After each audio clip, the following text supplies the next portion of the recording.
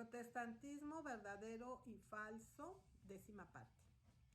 Es importante saber qué respuesta se dio a esto y conocer los argumentos que fueron utilizados por la teocracia de Nueva Inglaterra para justificar estas perversas persecuciones. Los predicadores respondieron a la carta del Sir Richard de la mano de su jefe John Cotton, y la carta dice lo siguiente: Honorable y querido señor, mi hermano Wilson y yo, los dos reconocemos su amor como antes, así que ahora, en las últimas líneas, recibido de usted, que se aflige en espíritu al escuchar las quejas diarias contra nosotros. Brota de su compasión por nuestras aflicciones, donde vemos una causa justa para desear que nunca sufra una herida en usted mismo, pero puede encontrar a otros para compadecerse y condolerse con usted. Porque cuando las quejas que escucha son contra nuestra tiranía y persecución, en multar, azotar y encarcelar a los hombres por su conciencia, tenga el agrado de comprender que consideramos tales quejas como totalmente perjudiciales con respecto a nosotros, que no teníamos mano ni lengua para promover ya sea la llegada de las personas a las que apuntan a nuestras asambleas o su castigo por su carruaje allí. Los juicios justos no tomarán informes, mucho menos reproches contra los inocentes. El grito de los pecados de Sodoma fue alto y grande que llegó hasta el cielo. Sin embargo, el Dios justo, dándonos un ejemplo de qué hacer en un caso similar, primero bajó para ver si sus crímenes estaban totalmente de acuerdo al grito, antes de proceder al juicio. Génesis 18, 21, 20 y 21. Y cuando encontró la verdad del grito, no determinó a todos por igual en el juicio, pero perdonó al que encontró inocente. Estamos entre esos, si nos conociera mejor, que nos consideraría como la matrona de Abel dijo de sí misma, pacífica en Israel. Segunda de Samuel 20:19. Sin embargo, tampoco somos tan amplios en nuestra indulgencia o tolerancia como pensar que los hombres de los que hablas sufrieron una injusta censura para uno de ellos. Obadiah Holmes, siendo él mismo una persona excomulgada de una iglesia en la patente de Plymouth, entró en esta jurisdicción y la tomó para bautizar, lo cual creo que él mismo no dirá que fue obligado aquí a actuar, y no ignoraba que el rebautizo de una persona mayor y que por parte de un particular fuera del cargo y bajo excomunión. Son todas ellas objeciones manifiestas contra el orden y gobierno de nuestras iglesias establecidas. Lo sabemos por la ley de Dios y Él conoce las leyes del país, y concebimos que podemos apelar con seguridad al ingenio de su propio juicio, si sería tolerado en cualquier estado civil, que viniera un extraño y practicara contrario a los principios conocidos del estado de la iglesia. En cuanto a sus azotes, fue elegido más voluntariamente por él que infligidos en él. Su censura por parte del tribunal fue haber pagado, según sé, 30 libras, o de lo contrario ser azotado. Su multa se ofreció a ser pagada por amigos para él libremente, pero prefirió ser azotado, en cuyo caso, si sus sufrimientos de azotes era cualquier adoración a Dios en absoluto, seguramente podrá ser considerada mejor que la adoración. El otro, el señor Clark, fue más sabio en este punto, y su ofensa fue menos, por lo que su multa fue menos, y él mismo, según he oído, estaba contento de que le pagaran, después de lo cual fue lanzado. El encarcelamiento de cualquiera de ellos no fue un perjuicio. Creo que no les fue mejor a ninguno de los dos en casa, y estoy seguro de que Holmes no se había vestido tan bien durante años. Pero tengo el agrado de considerar este punto un poco más. Usted piensa que obligar a los hombres en materia de adoración es hacerlos pecar. De acuerdo con Romanos 14:23, si el culto es lícito en sí mismo, el magistrado que obliga a llegar al culto lo obliga a no pecar, pero el pecado está en su voluntad, que necesita ser obligada a un deber cristiano. Josías obligó a todo Israel, a todos los que se hallaron, que sirviesen a Jehová su Dios. Segunda de Crónicas 34-33. Sin embargo, su acto aquí no fue culpado, sino registrado entre sus acciones virtuosas. Para que un gobernador sufra algo dentro de sus puertas al profanar el sábado, es un pecado contra el cuarto mandamiento, tanto en el amo de casa particular como el magistrado.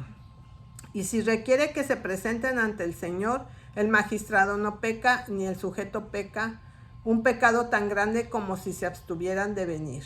Pero usted dice que hace a los hombres hipócritas, al obligar a los hombres a conformarse al hombre exterior por miedo al castigo. Si es así, mejor que sean hipócritas a personas profanas. Los hipócritas dan a Dios parte de lo que le corresponde al hombre exterior, pero el profano no da a Dios ni exterior ni interior. Sin embargo, les digo la verdad, hemos tolerado en nuestras iglesias algunos anabautistas, algunos antinomianos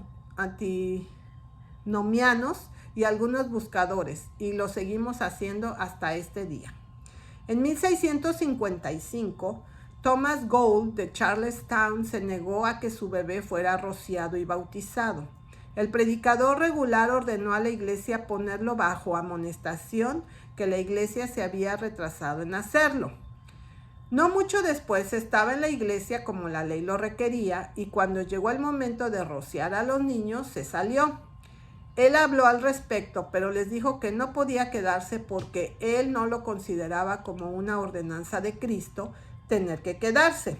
Le dijeron que ahora que había dado a conocer su juicio, entonces podría quedarse. Así que se quedó y se sentó en su asiento. Cuando ellos estaban en oración y administrando el servicio a los infantes, luego se ocuparon de él por su porte irreverente. Su trato con él fue para amonestarlo y excluirlo de la comunión. En octubre de 1656 fue acusado ante el tribunal del condado por negarle el bautizo a su hijo. Por supuesto que fue condenado. Fue amonestado y dado hasta el próximo trimestre para considerar sus caminos. Durante ese tiempo lo trataron tan desagradablemente que dejó de asistir a la iglesia en Charlestown y fue a la iglesia de Cambridge en su lugar. Pero esto, siendo un aparente desaire al ministro, era solo una nueva ofensa. Aunque en realidad no fue castigado, fue sometido a pequeñas molestias, siendo convocado una y otra vez tanto a la iglesia como al tribunal para ser amonestado, hasta que el 28 de mayo de 1665 se retiró por completo de la iglesia congregacional y con otras 8 personas formaron una iglesia bautista.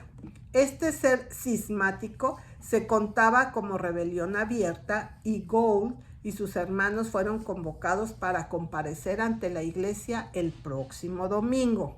Le dijeron a los magistrados que no pudieron ir a esa hora, pero el domingo siguiente estarían allí. Pero el ministro se negó a esperar y en su sermón expuso los pecados de estos hombres y los entregó a Satanás. Fueron llamados ante un tribunal tras otro, hasta que su caso llegó al Tribunal General en octubre.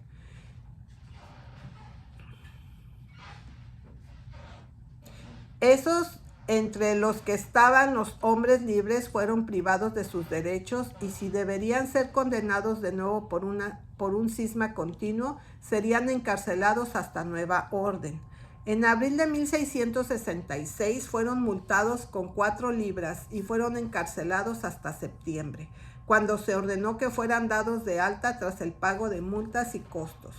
En abril de 1668 se les ordenó por el gobernador y el consejo que se representaran en la casa de reuniones a las 9, en punto de la mañana el 1 de abril, para reunirse con 6 ministros que debatirían con ellos. El debate, sin embargo, no importa mucho, excepto que les dio a los ministros una oportunidad para denunciar a los bautistas como querían. A los bautistas que pedían libertad para hablar, se les dijo que permanecerían allí como delincuentes y no deberían tener la libertad de hablar. Pasaron 2 días de esta manera, y cuando al final del segundo día el reverendo Jonathan Mitchell pronunció la siguiente frase de Deuteronomio 17, 9 al 12.